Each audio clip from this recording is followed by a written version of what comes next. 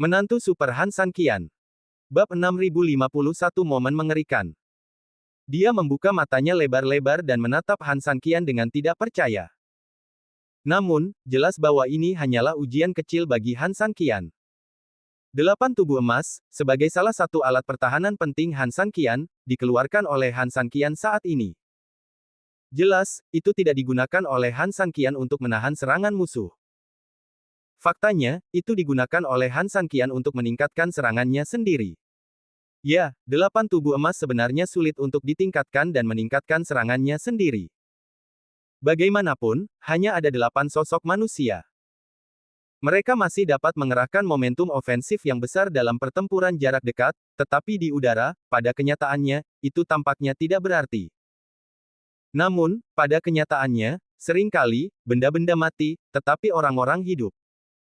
Setidaknya, Han San Qian selalu menjadi orang yang fleksibel. Dan tentu saja dia sangat terampil dalam menggunakan beberapa barangnya sendiri. Sama seperti soal matematika geometri. Sebenarnya ini adalah campuran dari banyak rumus, membentuk masalah yang terlihat sangat rumit, tetapi jika Anda dapat melihat beberapa prinsip dengan jelas, dan juga dapat memahami banyak rumus dan menggunakannya secara fleksibel, maka Anda dapat dengan mudah melihat bagaimana geometri ini bertemu untuk membentuk rumus-rumus ini. Saat menjawab pertanyaan, uraikan satu persatu, dan Anda akan mendapatkan jawabannya pada akhirnya. Ini seperti kungfu. Kungfu sebenarnya sudah mati. Apakah Anda belajar dari buku atau dari guru Anda akan selalu mempelajari gerakan tetap.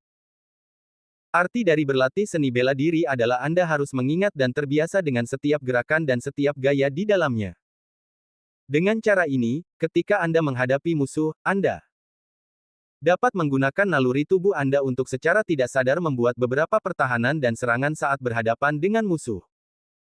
Anda tidak dapat menggunakan gerakan tetap yang telah Anda pelajari untuk melawan musuh. Jika musuh menggunakan gerakan yang tidak biasa Anda lakukan, bukankah Anda akan menanggapi seperti orang bodoh, atau bahkan mengungkap kelemahan Anda dan membiarkan orang lain bermain dengan Anda? Oleh karena itu, gunakan secara fleksibel dan buat penilaian yang paling efektif berdasarkan situasi di lapangan. Ini adalah pilihan dasar seorang pejuang dan orang bijak. Dan apa arti dari 8 tubuh emas bagi serangan Han San Qian? Hujan pedang Xuan Yuan. Ya, itu berasal dari hujan pedang Xuan Yuan yang diajarkan Lu Ruoxin. Ya, meskipun tidak dikatakan bahwa satu orang dapat memanggil sekumpulan hujan pedang, Han San Qian dapat memanggil 8 dengan berpose 8 sosok, tetapi Han San Qian juga memiliki permainan yang relatif taktis. Berdengung. Hujan pedang yang tak terhitung jumlahnya mengembun di udara. Banyak orang hanya melihat ke atas dan menjadi pucat ketakutan oleh hujan pedang emas. Hujan pedang ini memang terlalu menakutkan sampai batas tertentu. Hanya dengan melihatnya, Anda dapat merasakan murka surga. Selain itu, ada naga guntur di mana-mana dan serangan Fen Ji dan Yue Lun, yang membuat orang-orang ini semakin takut. Turun. Han San Qian berteriak dengan marah, dan detik berikutnya, semua jenis hujan pedang jatuh. Bunuh. Pada saat yang sama, 8 sosok Han San Qian tiba-tiba memegang kapak penciptaan dan mengikuti hujan pedang di langit dan menyerang. Orang-orang berpakaian hitam di tempat kejadian semuanya tercengang. Mereka seakan melihat serangan dahsyat datang ke arah mereka. Yang membuat mereka semakin putus asa adalah Kue Er, yang baru saja dipanggil oleh Han San Qian, tiba-tiba berbalik, mengepakkan sayapnya, dan menyerang dengan serangan yang kuat. Mereka bahkan tidak punya waktu untuk bereaksi, atau dalam persepsi mereka, mereka dikelilingi oleh sekelompok musuh yang besar. Namun, jelas merekalah yang mengepung yang lain. Bagaimana ini bisa terjadi? Tetua ketiga benar-benar tercengang, berdiri di sana dengan mata terbuka lebar, seolah-olah dia tidak bisa berpikir sama sekali saat ini. Ya, dia telah mengalami perang yang tak terhitung jumlahnya, tetapi saat ini dia benar-benar tercengang. Bahkan otaknya lupa bekerja saat ini. Dia jelas merupakan pihak yang diuntungkan, bagaimana? Bagaimana dia bisa tiba-tiba menjadi pihak yang dimusnahkan? Bab 6052, untuk dimusnahkan. Ini keterlaluan, ini tidak mungkin. Ini omong kosong. Sementara tetua ketiga ketakutan, dia tiba-tiba menoleh ke belakang dan melihat bahwa semua anak buahnya mulai bubar tanpa perlawanan. Meskipun mereka tidak menunjukkan kepanikan dan pelarian yang berlebihan, mereka semua adalah anak buahnya, jadi dia bisa melihat dari mata sekelompok orang ini bahwa moral pasukan telah benar-benar bubar. Namun pada kenyataannya, itu sepenuhnya bisa dimengerti. Bagaimanapun, pada kenyataannya, dia, sebagai seorang tetua, takut dengan serangan mengerikan Han San Qian, belum lagi bahwa mereka hanya prajurit. Kultivasi mereka jauh lebih rendah dari mereka, jadi mereka secara alami lebih takut. Saudara-saudara, jangan takut, tunggu, jangan lupa, kita masih memiliki orang-orang dari aula utama di belakang kita.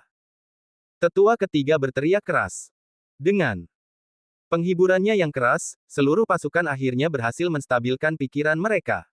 Ledakan. Berbagai serangan akhirnya menghantam pada saat ini.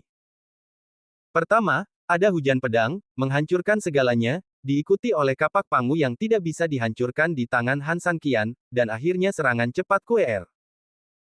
Tiba-tiba, posisi depan orang-orang berpakaian hitam menjadi kamp konsentrasi tembakan artileri. Ya, setidaknya pada saat ini, mereka, para penyerang, benar-benar menjadi pihak yang diserang secara tiba-tiba. Di bawah kekacauan api, ada jeritan dan korban yang tak terhitung jumlahnya.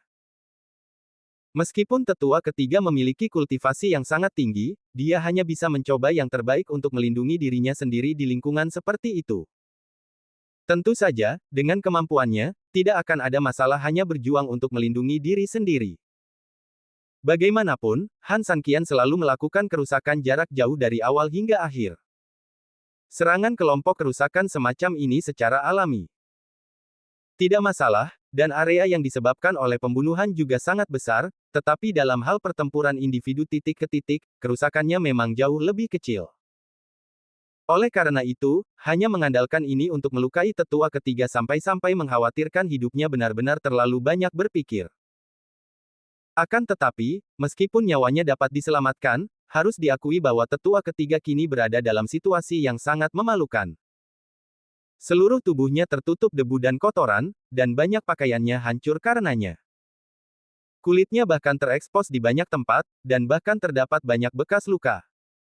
Tingkat kepadatan ini benar-benar menyebalkan. Namun, tetua ketiga tidak patah semangat, karena dia tahu satu hal dengan sangat baik, yaitu, serangan menyimpang seperti itu memang sangat efektif. Namun masalahnya adalah itu tidak bisa bertahan terlalu lama.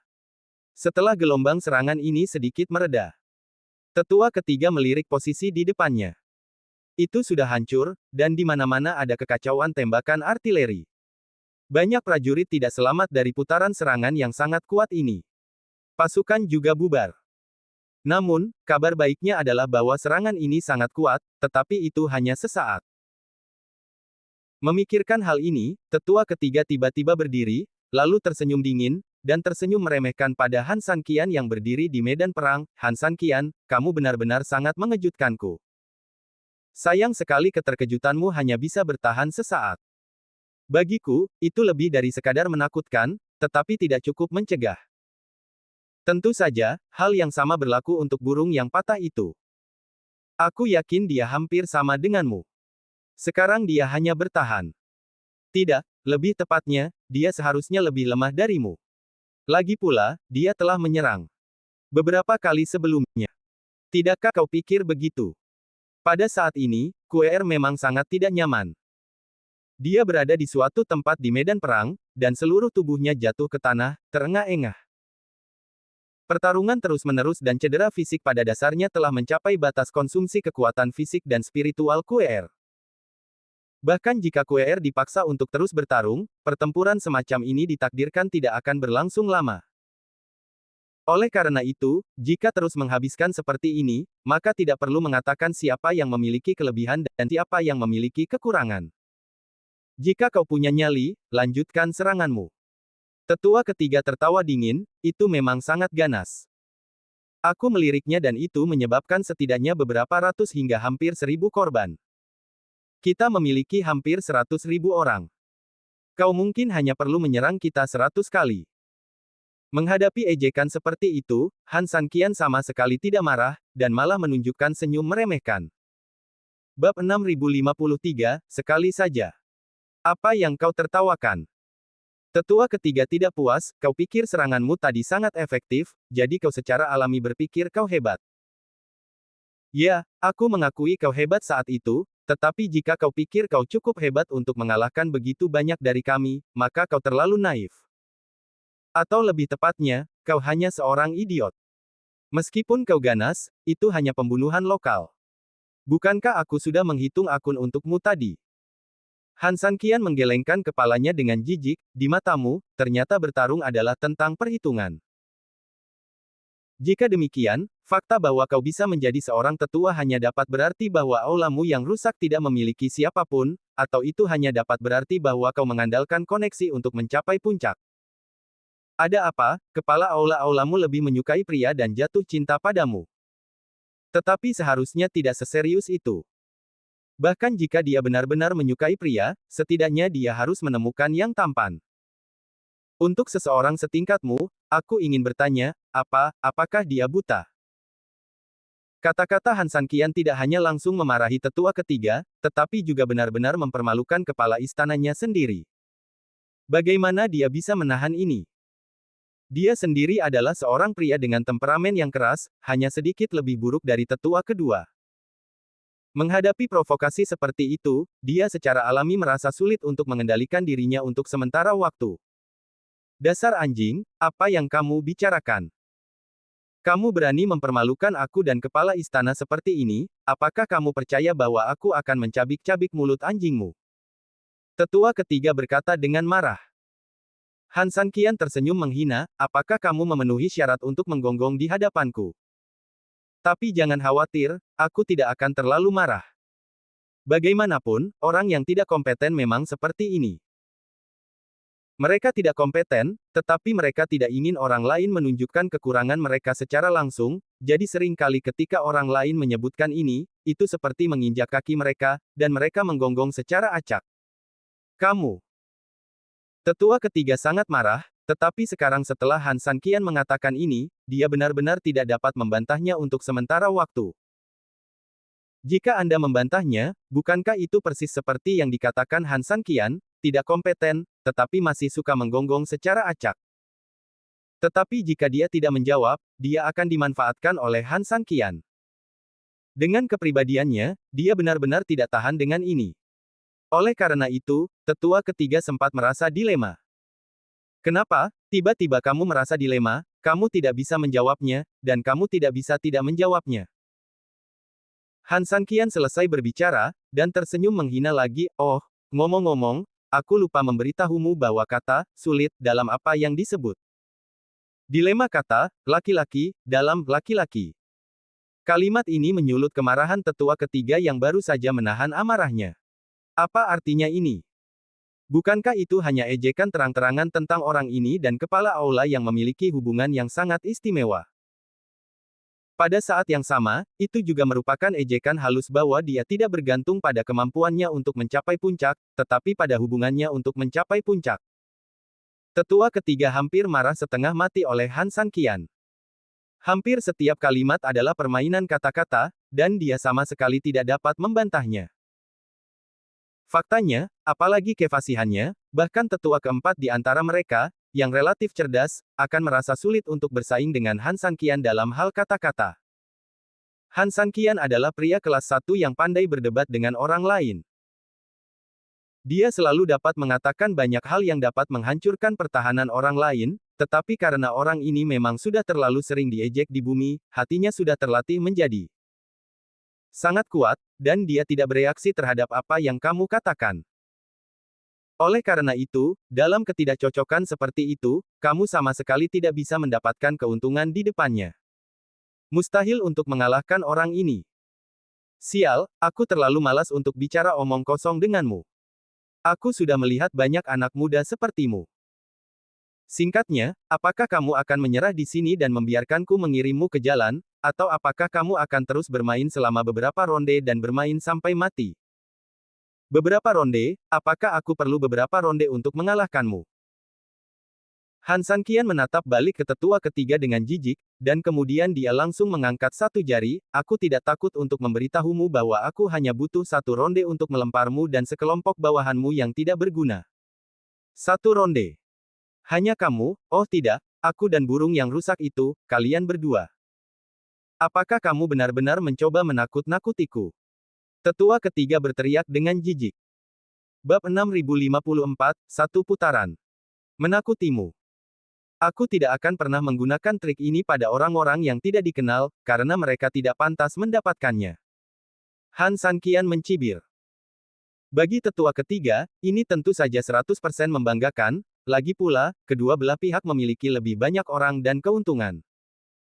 Namun bagi Han Sanqian, kalimat ini memang apa yang dia katakan dari lubuk hatinya. Di mata Han Sanqian, dia benar-benar hanya membutuhkan satu putaran untuk mengusir orang-orang ini sepenuhnya, dan ini sama sekali bukan omong kosong. Hahaha, kamu benar-benar membuatku tertawa terbahak-bahak, pepatah lama ini benar-benar diucapkan dengan sangat baik, seorang pria tanpa rambut di bibirnya tidak dapat melakukan sesuatu dengan baik. Dasar bocah, kamu tidak hanya tidak melakukan sesuatu dengan baik, tetapi kamu juga berbicara omong kosong. Begitu. Kata-kata itu jatuh, orang-orang lain yang hadir juga menanggapi dengan tawa, dan tiba-tiba, Han Sanqian menjadi kantong yang mencolok di mata mereka. Han Sanqian sama sekali tidak marah. Dia memandang sekeliling ke semua orang dengan jijik, "Hei, orang bodoh adalah orang bodoh. Apa kalian tidak mendengar pepatah? Musuh banyak dan kita sedikit, jadi keuntungan ada padaku." Ketika kelompok itu mendengar ini, mereka awalnya tercengang. Lagi pula, tidak ada yang pernah mendengar pernyataan yang keterlaluan seperti itu. Kemudian mereka tertawa terbahak-bahak. Tentu saja, belum lagi kelompok orang ini, bahkan Kuer, yang merupakan salah satu darinya, merasa malu untuk sementara waktu setelah mendengar ucapan Han Sanqian. Ya ampun, aku pernah melihat orang yang menyombongkan diri, tetapi aku belum pernah melihat orang yang menyombongkan diri seperti ini. Aku pernah melihat orang yang menyombongkan diri seperti ini, tetapi aku belum pernah melihat orang yang menyombongkan diri tanpa rasa malu. Musuh banyak dan kita sedikit, jadi keuntungan ada padaku. Siapapun yang punya otak tidak akan bisa mengatakan itu. Dengar, semuanya, dengarkan apa yang dikatakan orang bodoh ini. Tetua ketiga mengikuti irama ini dan langsung mengejeknya. Orang-orang di sekitarnya juga mengirimkan ejekan tanpa henti pada saat yang tepat. Han Sanqian menatap kelompok orang itu dan tersenyum, apakah itu lucu? Tentu saja apa yang dikatakan orang bodoh sepertimu itu lucu, hahaha. Hahaha. Karena menurutmu itu lucu, maka tertawalah lebih lama lagi, tidak apa-apa. Han Sanqian sama sekali tidak marah, lagi pula, kalian tidak akan bisa tertawa dalam waktu dekat. Sebelum dia selesai berbicara, Han Sanqian terbang kembali ke udara dan menatap sekelompok orang itu dengan acuh tak acuh. Apa yang dia katakan, dia bisa melakukannya. Jika mereka diberi cukup waktu untuk tertawa, mereka pasti akan diberi cukup waktu. Namun di sisi lain, jika aku berani membuatmu cukup tertawa, aku secara alami akan membuatmu berhenti tertawa. Apa yang terjadi di luar? Di dalam, tetua yang sedang bertarung dengan banteng aneh dan kura-kura tua itu hampir tercengang. Tentu saja, dia bisa merasakan ledakan tragis sebelumnya. Meskipun dia menduga bahwa burung merak itu pasti sulit dihadapi.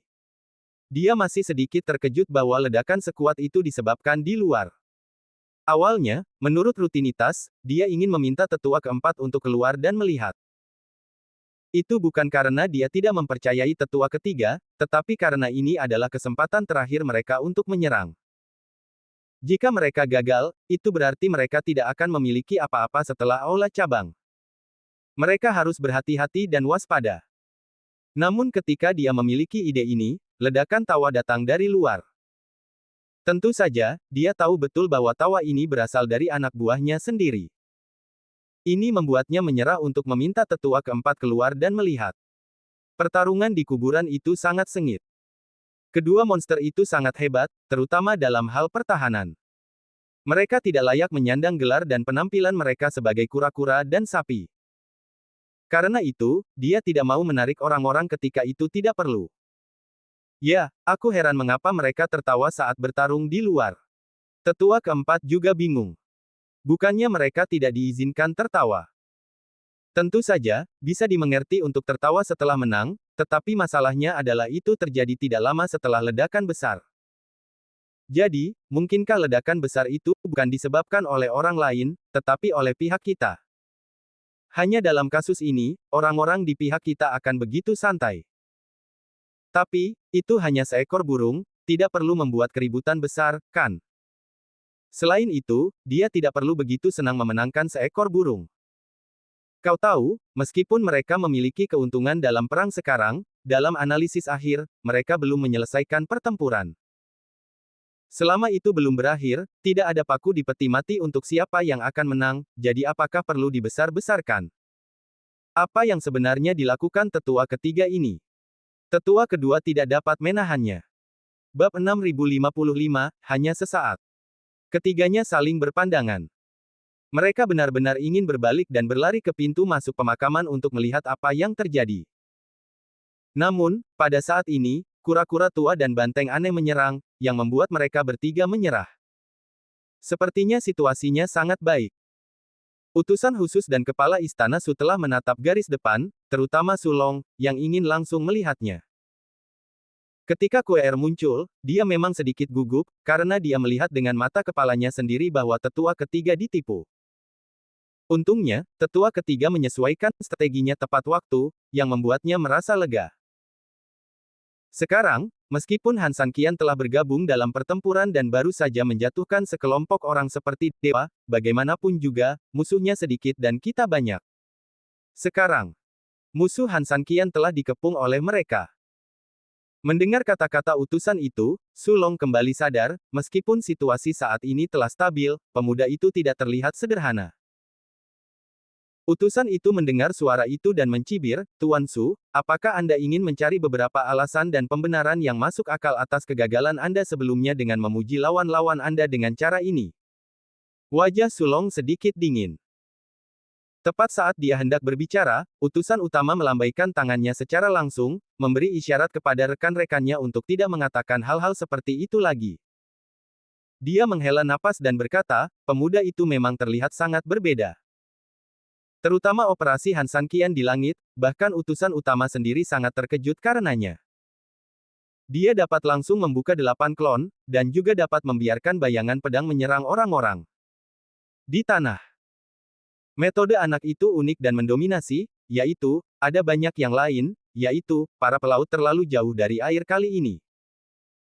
Kalau tidak, jika ada kondisi yang tidak terpenuhi, kita mungkin akan menjadi orang-orang yang kalah dalam pertempuran ini.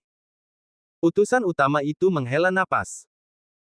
Sebelumnya, dia benar-benar meremehkan orang-orang di aula cabang, dan merasa sangat memalukan bahwa mereka tidak dapat membunuh seorang Han San Qian. Tetapi sekarang, setelah dia hadir di tempat kejadian dan benar-benar merasakan kemampuan Han San Qian, dia mulai memahami orang-orang di aula cabang. Ya, orang seperti itu, jika dia bukan salah satu dari kita, harus mati. Sulong juga mengangguk. Dalam hatinya, dia juga memaafkan dan memahami keempat tetua karena tidak menyelesaikan tugas sebelumnya. Utusan utama berkata, Tuan Istana Su, kultivasi Anda sendiri luar biasa. Dan Anda telah berlatih dalam pengasingan baru-baru ini. Menurut pendapat Anda, apakah menurut Anda dia lebih kuat atau Anda yang lebih kuat? Tentu saja, Anda tidak perlu menjawab. Sulong tersenyum pahit. Tentu saja, dia bisa mendengar arti dari kata-kata utusan utama. Orang-orang ini dapat menjadi utusan, tidak harus karena kultivasi mereka yang kuat, tetapi mereka tidak lebih buruk dari siapapun dalam hal berbicara atau bermain kotor. Bagaimanapun, mereka bukanlah orang biasa setiap hari, jadi tentu saja mereka telah belajar banyak dalam proses ini dan mengembangkan kebiasaan berbicara. Kalimat ini tampaknya bertanya pada dirinya sendiri, perbandingan antara dirinya dan orang itu, tetapi sebenarnya juga menanyakan tentang kultivasinya sendiri secara terselubung. Jika saya menjawab, bukankah itu akan menjadi pengakuan dari dasar saya sendiri? Meskipun semua orang berada di perahu yang sama, mereka mungkin bukan orang yang bisa saling percaya. Namun, saya tidak akan menjawabnya. Kalimat berikutnya pada dasarnya menghilangkan kemungkinan ini, membuat saya terlihat seperti orang yang jahat, sangat pelit, dan tidak mau menjawab. Setelah memikirkannya berulang-ulang, Sulong akhirnya memaksakan senyum, saya belum pernah bertarung dengan orang ini, jadi saya tidak tahu kekuatan spesifiknya. Namun, saya tidak ingin meremehkan musuh, dan saya tidak ingin melebih-lebihkan diri saya sendiri, jadi jika Anda benar-benar ingin menanyakan pertanyaan ini kepada saya, maka saya hanya dapat mengatakan bahwa ada kemungkinan kita akan menang atau kalah. Sebagai penguasa aula, IQ Sulong secara alami tidak rendah sama sekali. Menghadapi pertanyaan yang begitu rumit, jawabannya dapat dikatakan sempurna. Tentu saja, ini belum berakhir. Anda telah menipu saya, jadi bagaimana mungkin saya tidak menipu Anda? Apakah Anda berani bertanya kepada Panglima tertinggi, menurut Anda siapa yang lebih kuat, dia atau Anda?